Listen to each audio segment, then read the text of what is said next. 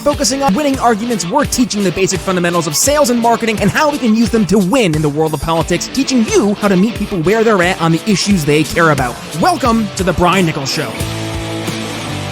Well, happy Tuesday there, folks. Brian Nichols here on The Brian Nichols Show, and thank you for joining us on, of course, another fun-filled episode. I am, as always, your humble host, coming to you from the Stratus IP studios here in lovely Eastern Indiana. Don't let cyber attacks or old technology slow your company down. Learn more at stratusip.net or schedule a consultation at briannicholsshow.com/Stratus. Stratus IP, business technology simplified. All right, folks, on to today's episode. I am so looking forward to this conversation because we're not only having a great podcast host here on the Greater We Are Libertarians Network here on the program today, but he is a dear friend, the one and only Remso Martinez. Welcome back to the program, my man.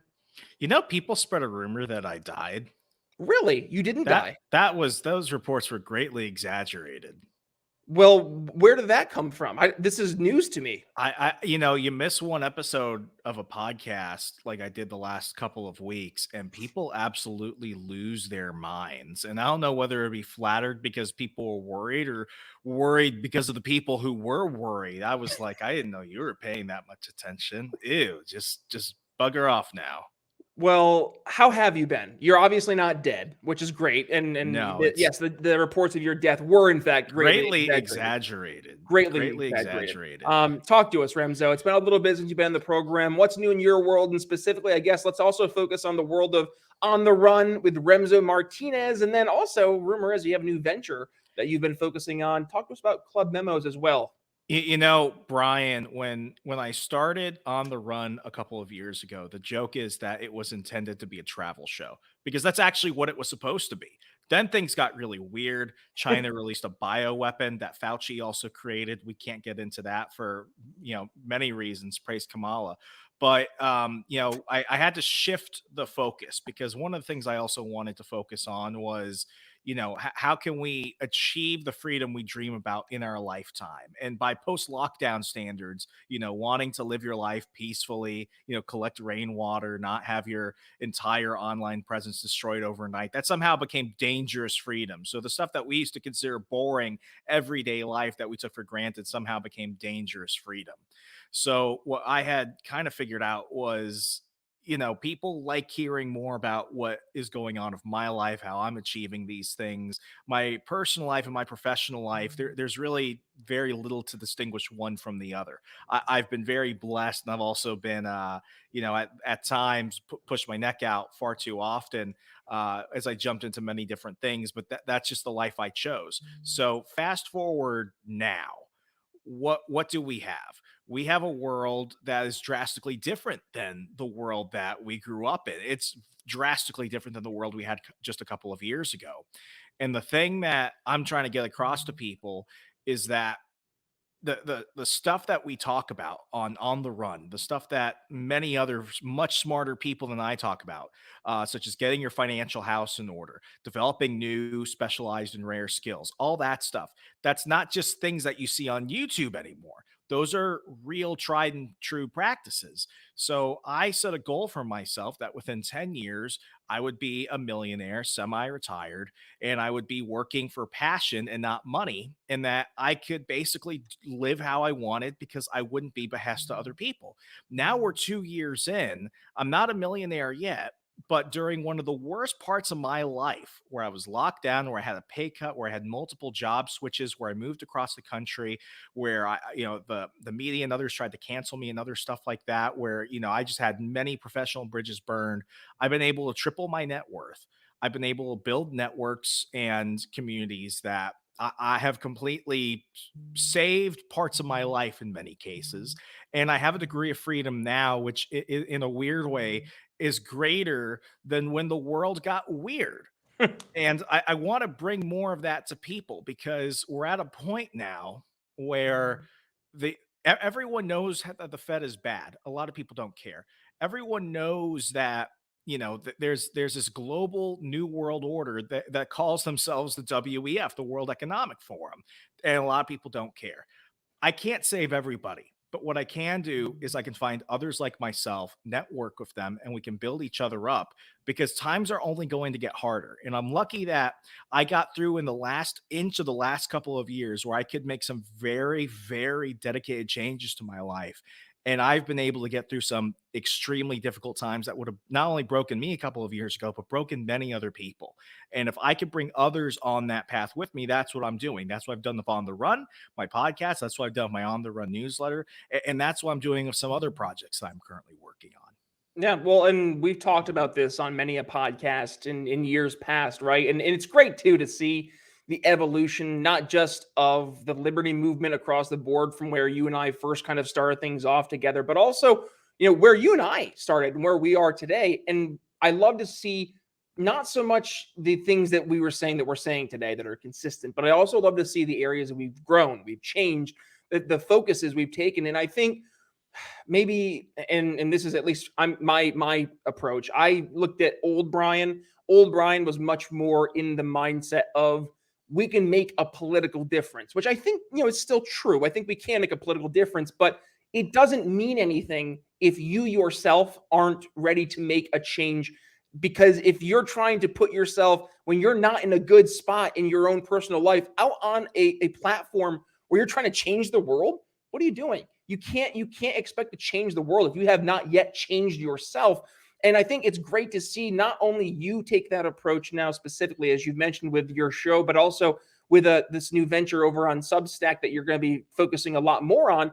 But also we're seeing this, I think across the board, a lot of noted liberty folks, from Jason Stapleton to Mark Claire and all those in between, have really started to take this much more personal development approach to bettering and advancing liberty, whether that's the end goal or not. That ends up being one of the most important aspects that I think a lot of us have not focused on when we're trying to do this whole sell liberty thing. It starts with us actually being not just a great product, but being a good sales team. You can't have your sales team coming into the office. Here's the gross analogy, smelling like booze every single day. Now, is that the same as us in the liberty movement? In the past, it kind of was, right? We had the proverbial folks with the boots on their heads, and it made us not look serious. So we have to take ourselves seriously before other folks will take us seriously, which actually, funny enough, Remso, speaking of old episodes, I think I said that on either episode 1 or episode 2 when I was critiquing the old vice chair at the time, Arvin Vora. But that's for folks who want to go check that out. That's like in the archives, episode 2 of 2018, all the way back in January. So yeah, go find that. But otherwise, Remso, talk to us about Club Memo in specific terms, because I know there's a lot of different aspects that you're kind of bringing to the table here that are so important when we're trying to actually build a cohesive movement. And it starts with us having a more cohesive movement and really focusing on that community aspect. Talk to us about that and on some other aspects there at Club Memos. Yeah, so Club Memos is an exclusive feature I'm offering for folks that go ahead and subscribe to my Substack, which is remso.substack.com. I don't realize when it happens, but within the past 6 months, not only did I have a giant rise in the number of Substack subscribers, but also the number of people that were actively opening up and reading and clicking through stuff on my email list. And within the past 3 months, I became one of the top 10% performing newsletters on Substack in terms of growth and output and actual community engagement. And it freaked me out because like I started back in 2015 in the political sphere as a blogger. And then I went into podcaster, and I kind of find this as a step somewhere in the middle because I primarily use it for promotional purposes. But what I wanted to do with my Substack was turn it into more of a news aggregate to also keep in direct contact with people. I had 27,000 followers on Parler. I deleted my Parler account about a year ago, but I still have, my quickest way to get in front of people guaranteed isn't Facebook, isn't Twitter, where I've lost over 1,300 followers in the past 5 months. It's not Facebook, where I've had like net 2 people follow my page and stuff like that. My Instagram actually blew up, OTR_Remso. Since January, I've hit about 3,200 followers on that new Instagram. So that did great, but it's only a matter of time before that goes kaputs or something. So I found that my Substack was the best performing tool I had. But the biggest thing that really started, communicating to me more as a person is people want to feel like the information and the news that they're actually getting matters and directly impacts them. But it's not just about finding about finding out about things after they happen. What if I could get the information that's being suppressed by the media or being suppressed by foreign governments? What if I can actually go into those trusted sources and get you the warning bell before it goes off for everybody else? Because I knew about the food shortages going back to October of 2021, and now that's hitting people. In January of this year, I went ahead and told people, listen, the stock market is going to eventually crash. They'll say it's fine, but the inflation is not going to end, and we will have a recession and or a major depression by the end of the year. So the people that listened to me and the people that read my newsletter were actually able to prepare for that. And I'm not saying that, they're living with daffodils and daisies and shit, but like, they could afford gas and they're not worrying about access to food and stuff like that, like myself. So people actually started to see value in that. But then I encountered some very personal challenges recently. I had some family scares, and I won't get too much into that. But long story short, when I needed help, I had a network of people in different areas that could help me. I've always been a pretty introverted person. That might surprise some people. I don't naturally like to go out to big things. I don't really like talking to strangers. I try and keep to myself in my personal life. But over the past year, especially as I decided to stay in Wisconsin after my exodus from DC, I realized that there's no grid to get off of. So you might as well get on as many grids as possible. And I'm not talking like, joining super secret societies. I'm talking church groups. I'm talking other organizations. I had to rely on a lot of people because I found myself in a situation where it's like, I can't help myself. So who can I tap into? Who can help me here for professional and personal stuff? And that really showed me that as much as I try and play as a lone wolf in the giant sandbox that is this difficult world, we live amongst people, and there are a lot of people out there that have your shared beliefs, that believe the world is a certain way like you do, and are willing to help others if they can trust that you can help them. And luckily, with through these networks, some of them were, organizations and people who I don't have the strongest relationship with, but because we share that bond, but because we come from a common place where we've dedicated ourselves to helping each other, they trusted me before I think I even earned it. And that said a lot. And then there were a lot of people that I had very goodwill with, instilled with, and that really showed itself. So it got me thinking, I've got to connect with people on another level because I have this great platform, but I can't let it turn into many things in the past. I can't have it be a Facebook group. I can't have it be one of these online mastermind organizations that just take people's money. So I thought, you know what? Here's what I'm going to do. I'm going to spend more time on the newsletter. I'm going to actually tap into more of my network of people from DC and around the world who've gotten me the information that has impacted my life before a lot of shit has gone down. And I'm going to go ahead and charge for it. Why? Because it allows me more time to dedicate towards this, but also trolls don't pay tolls. So for $10, not only are you going to get multiple newsletters that's going to go into way more depth than we go on the podcast and even the generic free emails, which will still be going out, but people are also going to get access to a private Telegram group. Telegram and Signal are some of the only, communication platforms on there that aren't looking inside of your stuff. One of my clients, he's a content creator, big celebrity, and he stopped posting stuff to YouTube about a year ago. He's moved over exclusively to Rumble. Not only did his traffic increase immensely, but he was finally able to put out stuff without constantly being attacked for quote misinformation. Well, he went ahead and sent me a screenshot from YouTube today where YouTube flagged an episode from 2 years ago and they hit him for misinformation and they removed the episode. So it's like, we're getting to the point, and we are libertarians experienced this in 2021. We got YouTube flags, we got hit by a lot of things, we lost our group.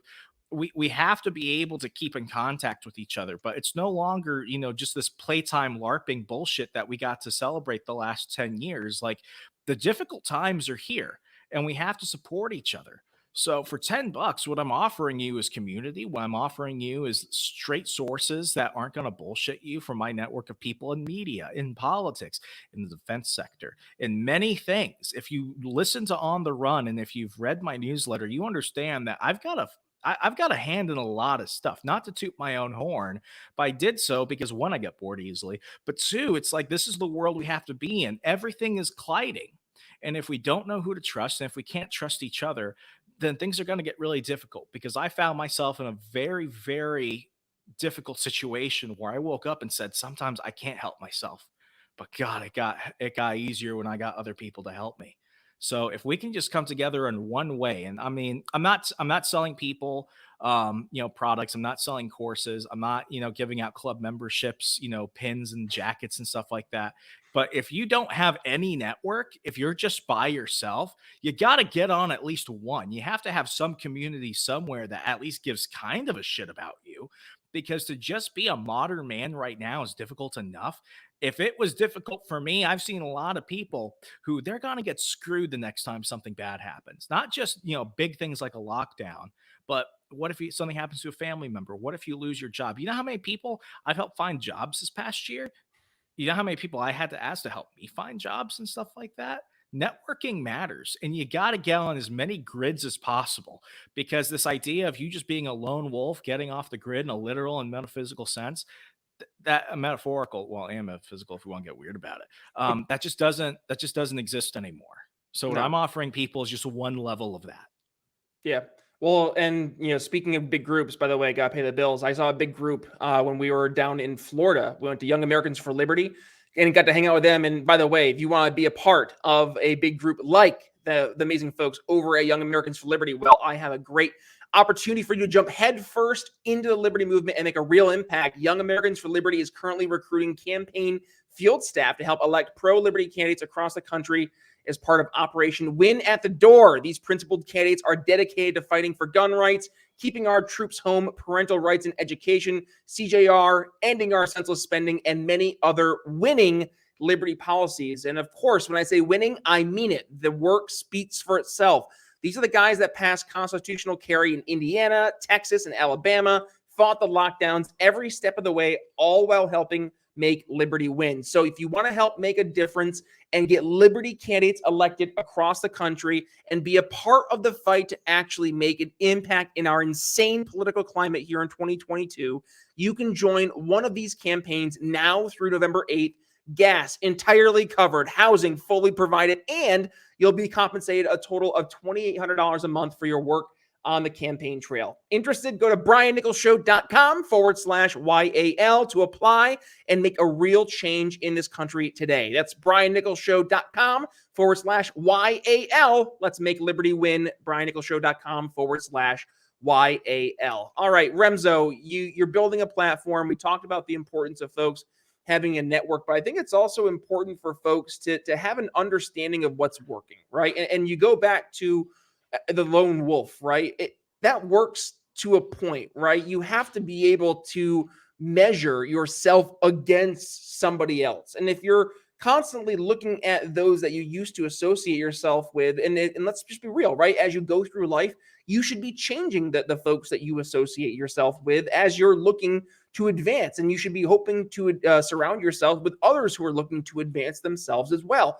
I know my sphere of influence has completely changed over the past 5 years. My circle of friends has changed over the past year, 2 years, especially with COVID. But for a lot of those relationships, I look back and I kind of like, yeah, I'm actually really glad that they have changed, because you look at where those people are and what they're looking to accomplish in life. It's a big question mark. Where are they? What are they looking to do? Do they even know? Do they have motivation? Do they have desire, ambition? Do they have anything that they really stand for on principles, on values, on morals? And the answer across the board is pretty much no, not really. They'll definitely stand up and go against you when it comes to, having issues with regards to, let's say, you standing against the COVID lockdowns, but then they'll, go ahead and rate snarky remarks on your Facebook comments and then not talk to you for 2 years, but that's a different story. Remso, it is important, though, to surround yourself with other people that you can look to and kind of compare yourself to from a standpoint on those things that matter, but also, and I talk about this all the time here on the show, surrounding yourself with good people. Good people bring out the good in people. It's inherently something that we believe here in the program. It's something that, I think any organization, group of folks out there, they need to have at the center of their organization or community group, whatever it is, the idea that a good people bring out the good in people. So bring more good people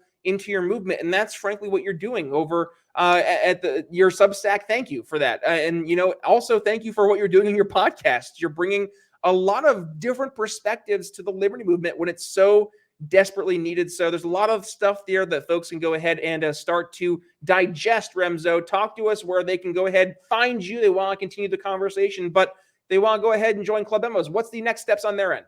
Hey, I'm going to keep it simple. Just remso.substack.com. That's remso.substack.com. I put out emails almost daily at this point. A lot of it is the projects I'm working on, episodes of the podcast, but it's also free tools. I went ahead and sent out an email last week. I've had a lot of clients because I do one-on-one coaching for side hustle creation and stuff like that, where I found a site that offers you 10 industry respected digital marketing certifications, from email marketing to social media marketing to marketing fundamentals, all free, all respected. Stick it on your resume, stick it on your LinkedIn. I sent that out to people. I'm trying to help give people the tools they need to go ahead and develop themselves into more resilient people, from a monetary sense, from a spiritual sense, on a lot of these things, because you learn a lot about people when they're pressure tested. It's gotten to the point where I care less about what little label you put after yourself. Well, I'm a whatever. And it's more like, listen, were you for or against the lockdowns of 2020? Were you for or against the mask mandates? Were you for or against the forcible vaccination? Were you for or against forcing people out of their livelihoods because of media hysteria and government lies? Because if you say that you were against that, you're an ally. And I've had to really broaden my horizons with a lot of the people that I typically wouldn't have wanted to partner with or work with or speak to.